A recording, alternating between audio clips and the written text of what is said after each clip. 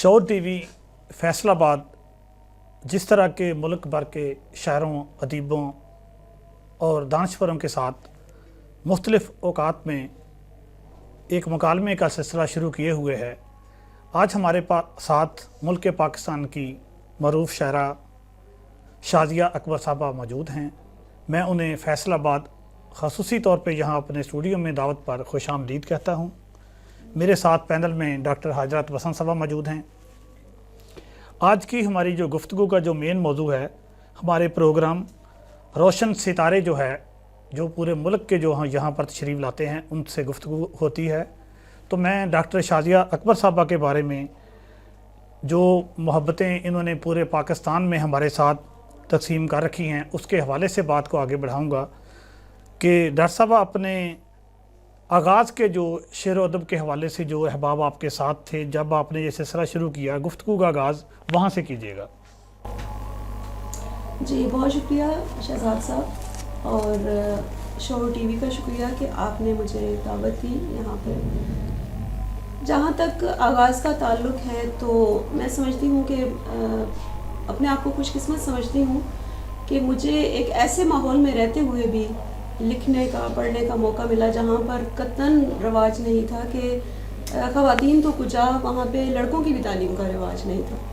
वहाँ हमारी फैमिली में, हमारे इर्द गिर्द कोई पढ़ा लिखा मौजूद नहीं था। मैं अपने ख़ानदान की और अपने गांव की पहली लड़की थी जिसने इस तरफ तालीम की तरफ ख़ास तौर पे कदम बढ़ाया और फिर वो बढ़ाती चली गई। तो मैं समझती हूँ कि जहाँ तक आप रहनुमाई के हवाले से अगर आप समझते हैं तो मेरे शहर में तो कोई ऐसा शख्स नहीं था जहाँ तक मेरी रसाई हो सकती या मैं किसी से रहनुमाई ले सकती। मैंने मुताला को अपना उस्ताद बनाया और शुरू से उर्दू ज़बान से या उर्दू से शेर व शायरी से मुझे रग़बत थी। तो अपने कॉलेज में फ़र्स्ट ईयर में, सेकंड ईयर में मुख्तलिफ़ बैनुल-कुल्लियाती मुकाबलों में शिरकत करना और तरई मुशायरे जो है पढ़ना और इस तरह से लिखने लिखाने से वहाँ से फिर सिलसिला आगाज़ किया। और मेरे नज़दीक वो सारी किताबें मेरी उस्ताद हैं। जो मैं कहीं से भी मुझे दस्तयाब होती थी किताब, तो मेरे लिए सबसे बड़ी ब्लेसिंग वो होती थी कि मुझे कोई मुताले के लिए किताब मिल जाए। आपके जो अब तक शेरी मजमूआ है, ज़ाहिर है कि पूरे पाकिस्तान में जो पहुँचे, पसंद किया गया। आप ज़ाती तौर पे क्या समझते हैं कि सबसे ज़्यादा जो शायरी का आपका अबलाग हुआ है वो कौन से शेरी मजमूए में हुआ है? मेरे लिए ये फ़ैसला करना कुछ इतना आसान नहीं है। दूसरी जो किताब थी मेरी, ख़ास तौर पे पहली किताब मेरी थी मुझे इज़्ने जुनू दे दो, 2010 में आई। उस किताब में गज़लें और नज़में दोनों शामिल थी।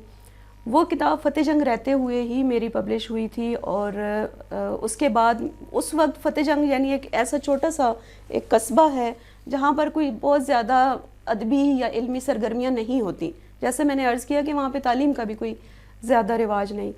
तो वहाँ से जब मैं इस्लामाबाद शिफ्ट हुई, मैं चूँकि प्रोफेशनली एक टीचर हूँ और टीचर्स ट्रेनिंग कॉलेज में पढ़ाती हूँ, तो फिर मेरी दूसरी किताब जब आई मोहब्बत हुस्ने कामिल है, तो उसकी जो नज़में थी ख़ास तौर पे, और मुझे याद है, आपको भी याद होगा कि फैसलाबाद में उस किताब की तकरीब हुई और यहाँ पर उसके बाद कितने ही लोग मुझे मिले जो उन नज़मों के हवाले से तज़किरा करते थे कि आप फैसलाबाद आई और आपने वो नज़में सुनाई।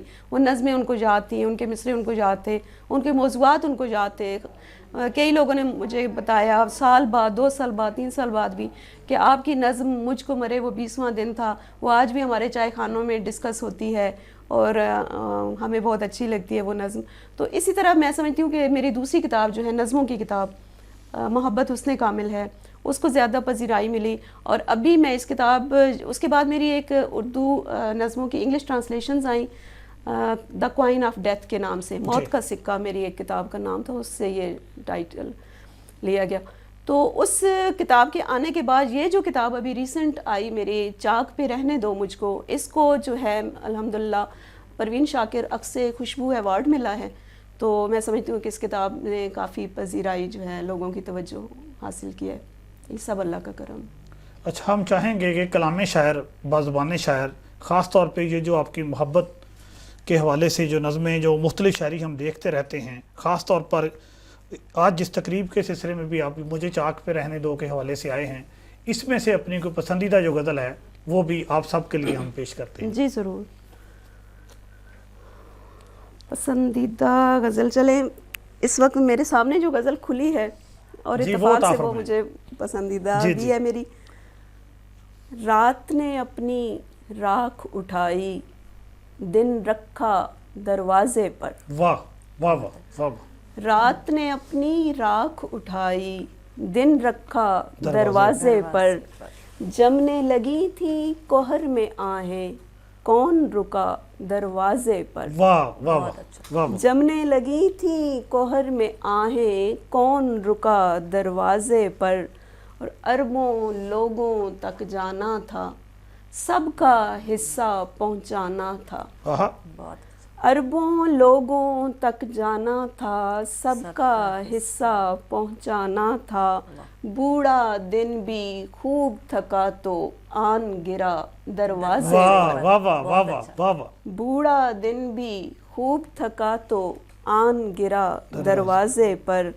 اور دو آنکھیں اور خواب ہزاروں آہا. ریشم کے جزدانوں میں. واہ واہ. دو آنکھیں اور خواب ہزاروں ریشم کے جزدانوں میں.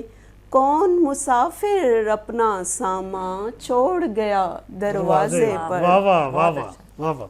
اور نم آنکھوں سے جانے والا کیسا وعدہ سونپ گیا. واہ واہ واہ. نم آنکھوں سے جانے والا کیسا وعدہ سونپ گیا. ایک یقین کا بیج گرا اور پیڑ اگا دروازے پر.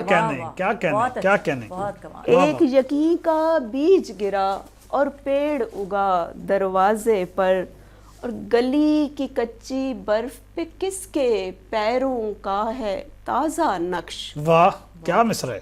گلی کی کچی برف پہ کس کے پیروں کا ہے تازہ نقش. بے دستک جو لوٹ گیا کون آیا تھا دروازے پر. بہت اچھا. اور اس ایک رختے سفر کی خوشبو سارے سفر میں ساتھ رہی. واہ. اس ایک رختے سفر کی خوشبو سارے سفر میں ساتھ رہی. اس نے چلتے وقت جو ہاتھ پہ بوسہ دیا دروازے پر. کیا کہنے. واہ واہ واہ واہ. اور کبھی نہ آنے والے ایک مسافر کے امکان در. واہ. کیا بات. کبھی نہ آنے والے ایک مسافر کے امکان در.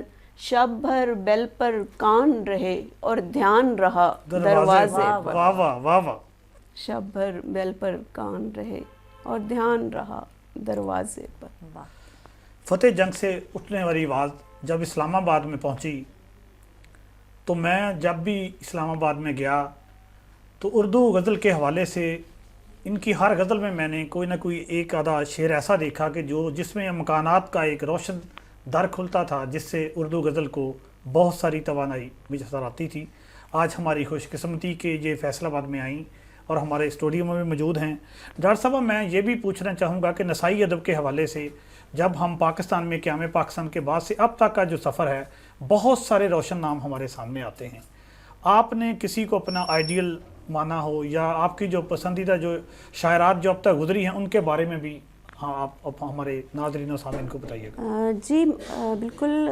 یہ سفر چونکہ بہت سارے روشن ستارے اس میں موجود ہیں, بہت سارے نمایاں نام ہیں, لیکن شاید دو تین نام جیسے ادا جعفری کا نام ہے, جیسے جو ہے فہمیدہ ریاض کا نام ہے, فاطمہ حسن صاحبہ ہیں, شبنم شکیل ہیں, لیکن سب سے زیادہ میں سمجھتی ہوں کہ پروین شاکر نے نسائی جذبوں کی جس طرح سے اس کا اظہار کیا ہے, جس نزاکت کے ساتھ اظہار کیا کوئی شک نہیں, بے شک, تو وہ سب سے روشن ستارہ وہ نظر آتا ہے. ابھی موجودہ دور میں سمجھتی ہوں مجھے حمیدہ آپا کی شاعری بہت اچھی لگتی ہے اور میری بڑی پسندیدہ شاعرات میں وہ شامل ہیں.